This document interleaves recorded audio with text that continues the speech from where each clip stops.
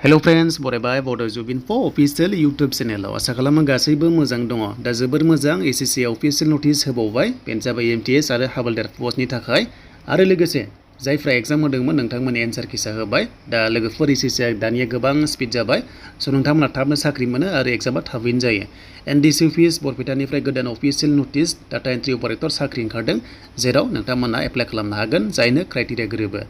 स' बिदिब्ला गोबाव खालामा जों थांनि फै अफिशियेल वेबसाइटआव बेनिफ्राय जोङो डिटेल्सखौ नायग्रोनोसै एमटिएसनिखौहाय स' लोगोफोर जाय नोंथांमोना एग्जाम होदोंमोन थाबैनो नायदो एन्सार किसखौहाय बेनो जाबाय नोंथांमोननि होबाय एमटिएस पस्टआव फार्स्टनि अप्शन बेयाव क्लिक खालामबानो मोनगोन एन्ड बेनिफ्राय जोंहा एसएससी एमटिएसनि गोदान अफिशियेल नटिफिकेसन थाबैनो स' नोंथांमोना एप्लाइ खालामनो हासिगोन जाय दाखालि एग्जाम होआखैमोन एबार नोंथांमोना एप्लाइ खालामदो जेराव 10 पास जाबानो एप्लाइ खालामनो हायो जेबो पार्सेन्ट नाङा अके मिनिमाम क्वालिफिकेसना जाबाय 10 pass degree pass HS pass गासिबो खालामनो हायो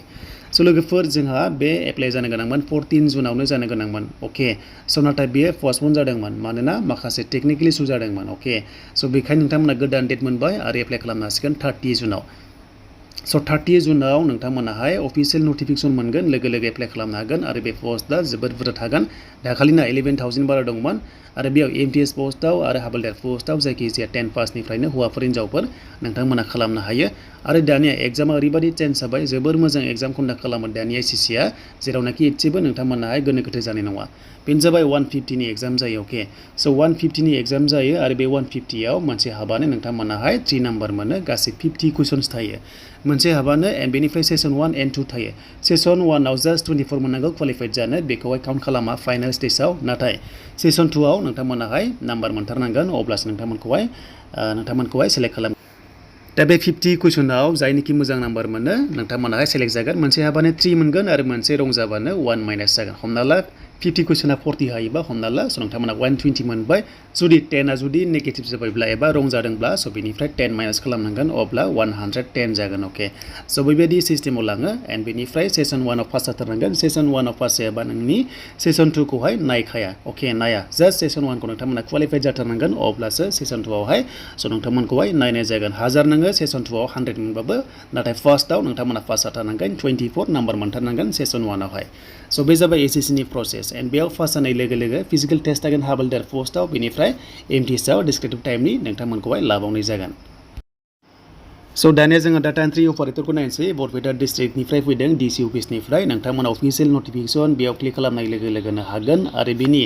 इन्टारभिउ डेटखौ होखाजोब्बाय दा जों अफिशियेल मोनसे सर्ट नटिसखौ नायनोसै दा बेयाव पाब्लिश खालामनाय सिलेक्ट जादों बिथांमोना दासिमबो प्रपारलि भिउ खालामनो हायाखै अब्लाबो मोनसे नटिस दङ नोंथांमोना नायदो बेयावनो डिटेल्सखौ मोनजोबगोन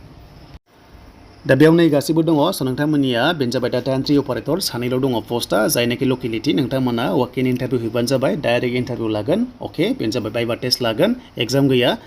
बेनिफ्राय स' नोंथांमोना जुलाइनि 5आव जागोन इन्टारभिउआ 11 AM आव जागोन अके गासैबो डकुमेन्ट्सखौ जेरेक्स कपि खालामनानै सार्भे टेस्ट होनानै जाहाथे लांफायो स्टेन्डार्ड फर्माव फिलआप खालामनानै दा बेनि क्वालिफिकेसन होनोबा हायार सेकेन्डारि पास खालामनांगोन लोगोसे कम्पिउटार सार्टिफिकेट मिनिमाम 6 मान्थ्स नोंथांमोना थानांगोन एबा रोंनाय जानांगोन होनना बुंदों आरो बेनिफ्राय स' नोंथांमोननि सेलेरिया बेनो जाबाय 13,000 पार मान्थ नोंथांमोना मोनगोन डिउटि स्टेसन दङ नोंथांमोना बेखौ नायना लादो एन्ड आसा खालामो नोंथांमोना बुजिबाय जायनो इन्टारेस्टेड दङ नोंथांमोना हैनो हागोन जुदि खाथिनि दङब्ला स' बेनोमोन दिनैनि लेटेस्ट आपडेट एमटिएस साख्रि फैयोबा नोंथांमोना अनलाइन एप्लाइ प्रसेस लाना फैगोन